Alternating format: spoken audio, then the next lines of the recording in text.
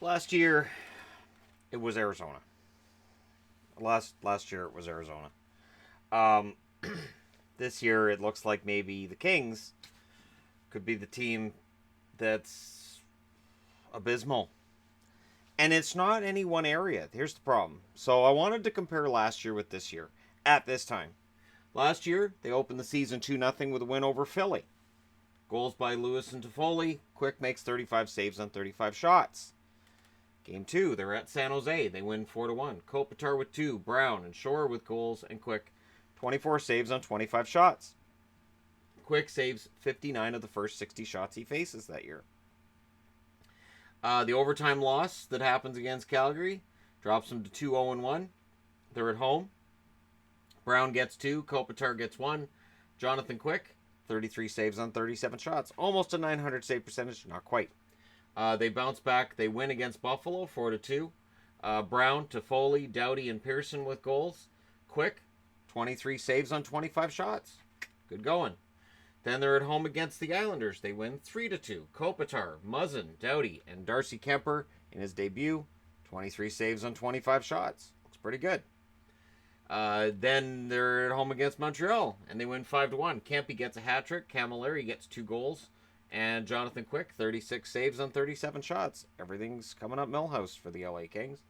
They go to Columbus. They win 6-4. Kopitar with 2. Lewis, Muzzin, Doughty, and Brown with the goals. And Quick, 32 saves on 36 shots. So he doesn't have a great night, but hey, they get 6 goals, so it's fine. And then they lose to Toronto, dropping to 6-1-1. Kempe and Lewis get the goals, and Quick makes 30 saves on 33 shots. So what's changed? Well, look at their goal differential. Last year at this time it was 29-17. That's solid. That's 12 goals more scored than allowed. That's solid. This year, yeah. They start with an overtime loss versus San Jose. Kopitar and Toffoli with the goals. Quick, 30 saves on 33 shots. But everything looks fine.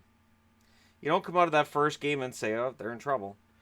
Then Campbell ends up in because Quick is hurt. This is trouble, right? Not really. They win versus Detroit 4-2. Kopitar, Ledoux, Iafallo gets 2 that night. Campbell saves 36 out of 38 shots. Pretty solid. They lose 2-1 at Winnipeg. Respectable. It's at Winnipeg. Nobody faults the team for losing at Winnipeg.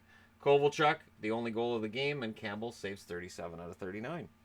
Everything's fine. Honestly. Yes, they're 1-1-1, but everything's fine. And then they go to Montreal and they win 3-0. Kempe, Amadio, and Carter. Campbell saves all 40 shots. Jonathan Quick, don't need him. Not a big deal. Not a big deal. Everything's fine. And Campbell allows 4 goals in his first 3 starts. He faces almost 40 shots a game, and he's kind of hiding the fact that LA really isn't playing that well. It all falls apart the next game because the goaltending falls apart. They lose 5-1 in Ottawa. Lewis is the only goal scorer in that one. Campbell saves 7 out of 11 shots. Budaj goes in as a replacement, saves 10 out of 11. Doesn't really matter. They lose 5-1. Then they lose 4-1 at Toronto. Kovalchuk.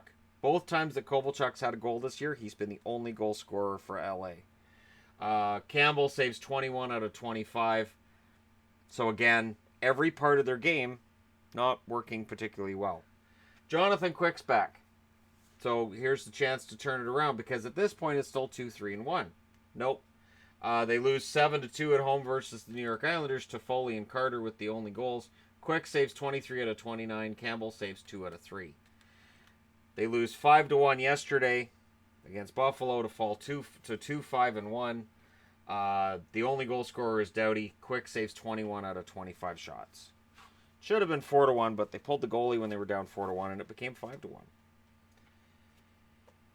At this point, they've scored 15 goals and they've allowed 31. They've allowed 14 more goals than they had at this point last year, and they've scored 14 less. I don't know what to say about it. Nobody has a positive plus minus. So I looked at the stats. There's nobody with a positive plus minus. Nobody's playing really well 5-on-5 right now. There are 3 players at 0, and everybody else is below.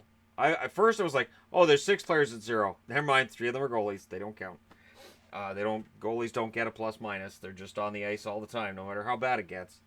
This year's startling numbers: Kopitar has 2 goals in 7 games. He needs to be better.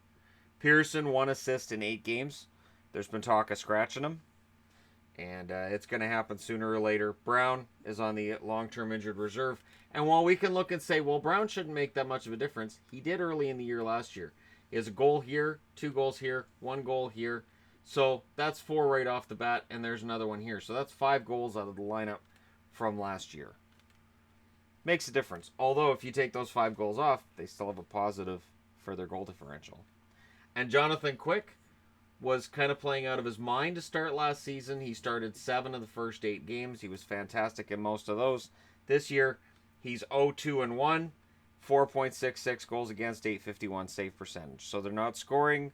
When Quick's in net, he hasn't been fantastic. He hasn't been Jonathan Quick. And Campbell, the luster kind of came off with him. He's still sporting decent numbers, but it's more skewed towards the start. Here's that 40 save shutout, 37 saves on 39 shots, 36 saves on 38 shots. His last few appearances, 7 saves on 11, 21 saves on 25, and 2 saves on 3.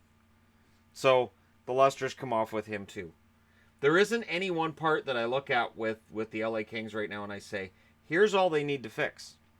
Let's look at special teams. This year they're at 10.71% on the power play, 71.43% on the penalty kill. Last year they were 20.42% on the power play, so that's half. They had an 85% penalty kill, so they're 14 points below that. And one of the best penalty kills in the league this year? No. They're below average on penalty kill, and they're nowhere near the average for a power play either. It is an absolute, complete, and total fail on behalf of the LA Kings so far. Shooting percentage. This year they're at 6.9%. Last year, 9.3%. Last year, the average was 9.2%. So they were right around the average for the shooting percentage. Their offense was fine. There isn't any one player to point at. There isn't any one part of the game to point at.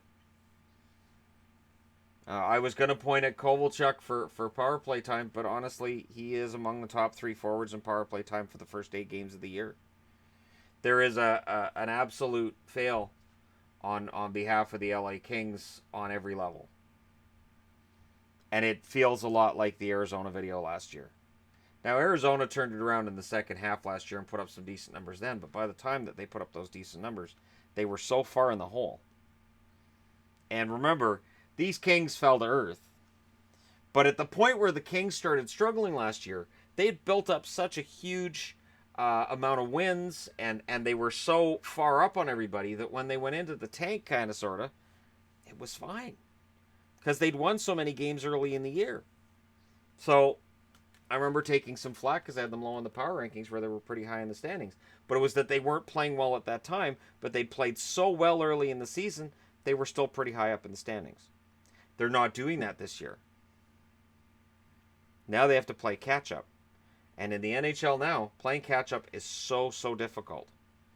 If the Kings struggle over the next, I would say, 5 or 6 games, I don't understand if they struggle over the next 5 or 6 games how the coach doesn't end up at least being called and told that we're looking at replacing you.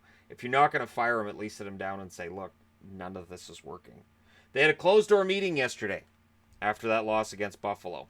It's the first loss they've suffered at home against Buffalo since 2003. It's bad. And there's no way around this because it's not like they're losing these games in overtime. It's not like they're losing by 1. It's not like you can look at one player and say, well, he's been great. Like Iafallo, 2 goals and 5 assists for him, 7 points. He's their leading scorer. But Iafallo scored both of those goals against Detroit 6 games ago. And of course, the fact that one of those 2 wins they have is against Detroit, there are people who are going to look at that and go, well, they've beaten Detroit and Montreal. And no offense to Montreal fans. None. I don't mean any offense to Montreal and their fans, but Montreal is still not seen as one of the top teams in the league. So when you look at LA, the question you ask is, okay, so you've won 2 games against teams you probably should have beat anyways, and then other teams you should have beaten, Ottawa, Islanders, Buffalo, you get sniped badly. You lose to Ottawa, the Islanders, and Buffalo by a combined score of 17-4. Ottawa, minus Erik Karlsson, and with all of this tumultuous crap over the summer. And I know they're playing relatively well this year early, but I'm just saying that's the perception. The Islanders minus Tavares and with this seemingly less talented lineup, and Buffalo, who were coming off of a humiliating loss before that game. It's bad. It's a bad setup. And it means that their schedule is going to get tougher. They have a nice long homestand coming. If they can get some wins in that homestand, they could potentially turn this around. But their schedule is only going to get tougher. So there you go.